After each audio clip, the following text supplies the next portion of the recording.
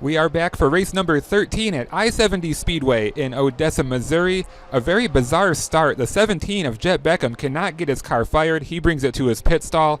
Chris Vaughn also slowing on the front stretch, so the entire front row is missing before the green flag even waves. Timing and Scoring has a field day trying to figure out where everyone goes. Once they do figure it out, the 22 is out front with the 45 and the 4 behind him. Green flag in the air on lap 8, and here we go. All that waiting, and they can only make it a couple laps before the first caution. The 09 goes around off the bumper of the 81. That's Shannon Reynolds, and just when you think everything is over, the 61 and 17 pile in. Here's a better look at how John Fred Lowe got involved, and here's his radio as well. Oh, man, damn, that's... Oh, biscuits and gravy, you gotta be kidding me. Boys, I'm sorry.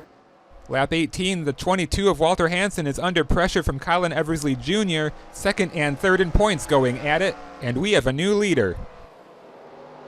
Lap 31, we have the big one. Matt Dixon gets into the 63, who turns the 27 of Nate Kowalski, and it is on. The 45, the 81, the 5, the 2, you name it, they're all involved. A total of 22 cars were in this one, and look at this mess, just nowhere to go. Someone hit the end of the pit wall, and it just caused a chain reaction. Fortunately, everyone was checked and released from the infield care center. They're lucky no one was seriously hurt.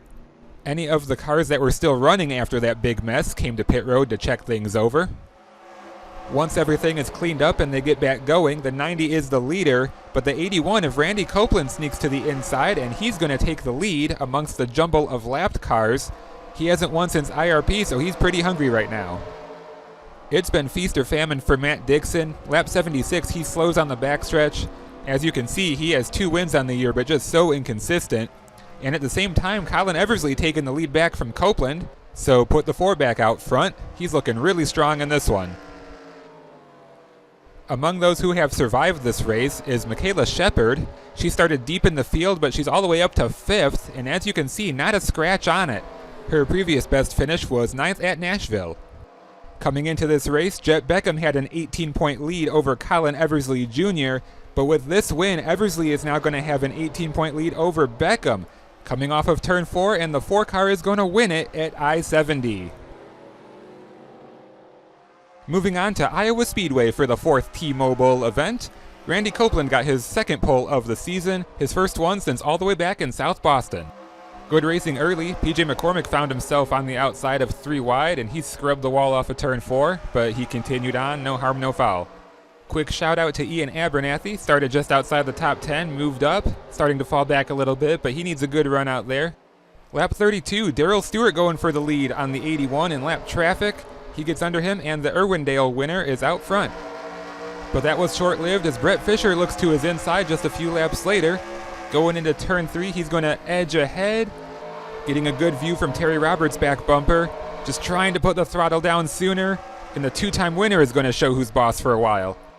But keep an eye on that 15 Dodge Neon. Oliver Wilson on the move. He started 15th and is all the way up to 5th, even picking a few more off as we speak. The driver from down under is going to be a threat tonight. Bad luck for Stephen Lawrence. Lap 64, he slows coming out of turn 4. And he's going to come to a rest on the front stretch to bring out the first caution.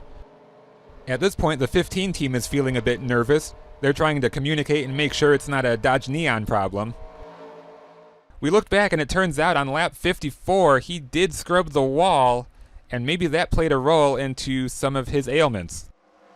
Lap 70, back at it after the restart, and the 15 is trying to get the lead from the 01. Fisher slips up off of turn 4. The 29's kind of playing blocker there, but the 15's going to grab the lead. The 24 tries to get through, and they have a big wreck behind them. The 7's around. Taka Kojima's in it. Jerry Clark slams in late. Let's take a look at what happened. It looks like the 7 just got hooked by the 81. They were 3 wide off of 2. The 83 gets hooked, and it's on from there. Hard hit by the 45 into the outside wall. Guys trying to slam on their brakes, but just can't get it slowed down enough. Looking back from Kenny Fitzpatrick, just minding his own business. There they go. Nothing you can do about it. Along for the ride, and oh man, huge hit. It's been a rough season for the 83 team. He was 26th in points coming into the night.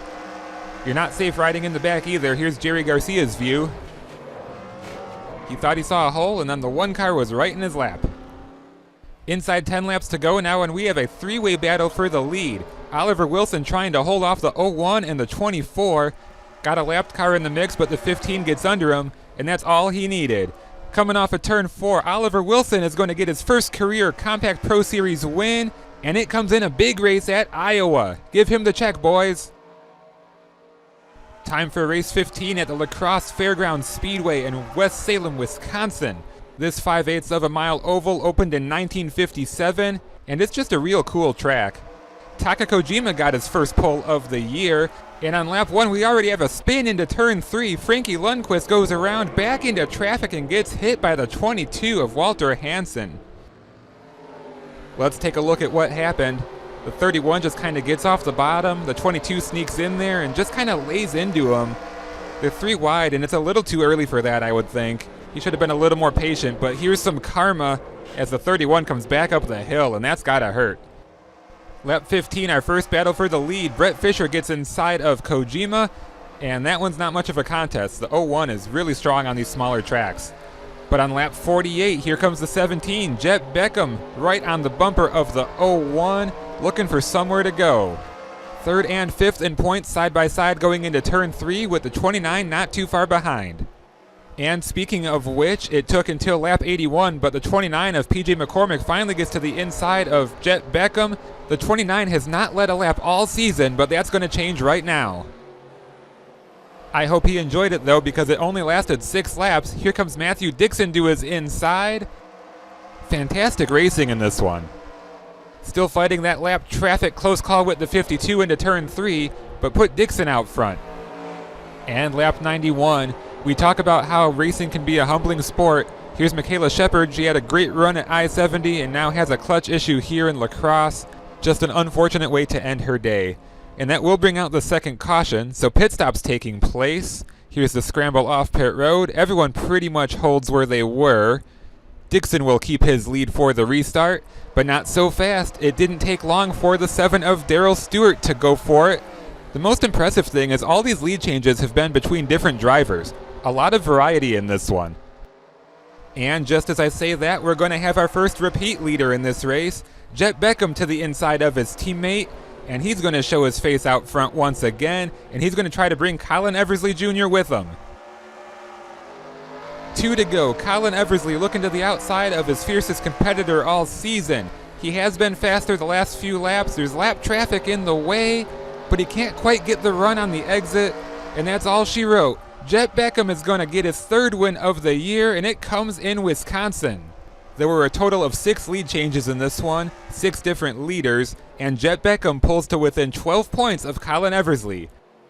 So things are heating up as the season starts to wind down. You won't want to miss the next set of races. See you then.